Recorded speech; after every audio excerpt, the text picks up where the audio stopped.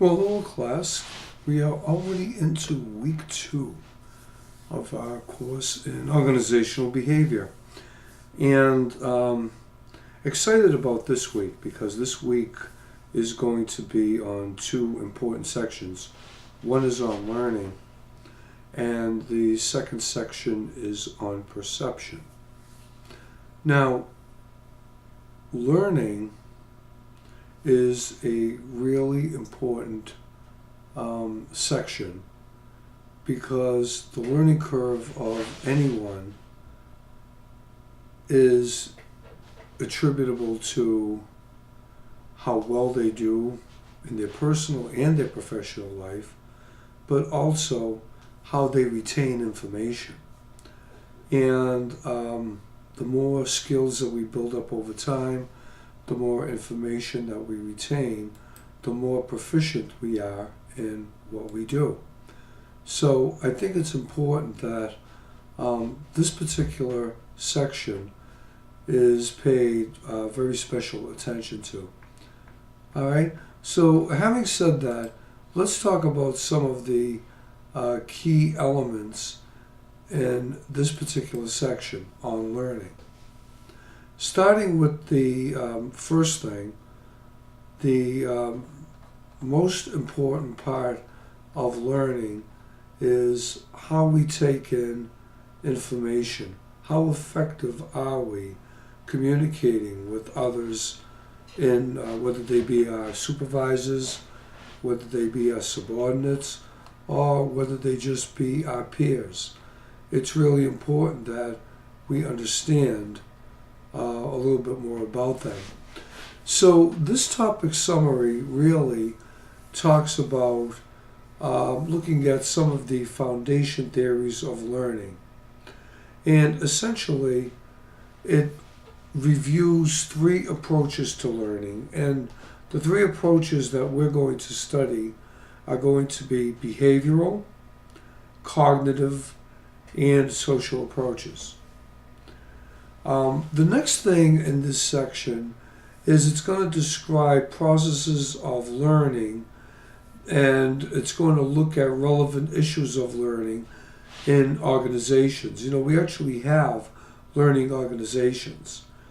It's an important topic because learning organizations really focus on cognitive abilities, and they look at all types of intelligences, not just people that can memorize information and play it back, but people that are able to assess the big picture and make sense out of it. And these are people that really do well in organizations.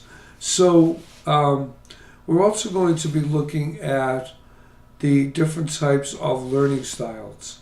That's going to be the creative learning style, the planning learning style, the deciding learning style, and the acting learning style. So these are the things that we're going to be looking at in this particular section for the first half of the week. All right, from the 11th, 12th, and 13th of the week.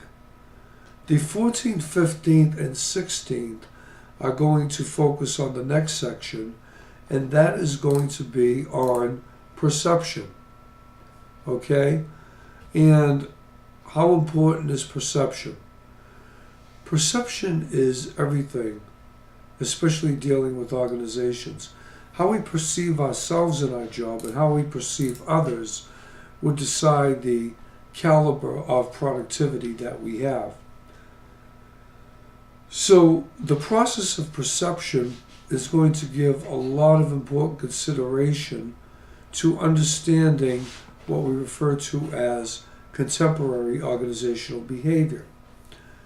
So, you know, when you study perception, there are a lot of limitations and biases, and we have to really be careful about that because that impedes productivity and usually often leads to poor conclusions.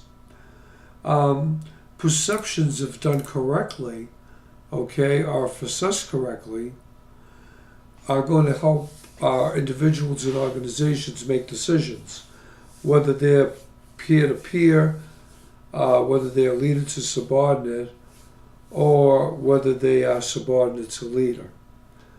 So we have to really watch about biases, because biases can be very damaging. Biases create images of things that exclude a lot of good information that we might need to make decisions. And we're more looking at individual characteristics of people rather than their potential, what they could actually do. Then we're also going to be talking about something called critical reflection.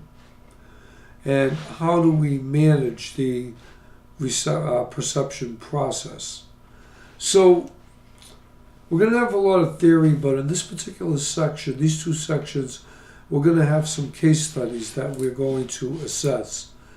And we're going to get one of our case studies for assessment, which I will give as an assignment in this particular week. You're going to have, obviously, I believe, 3 case studies that you're going to look at.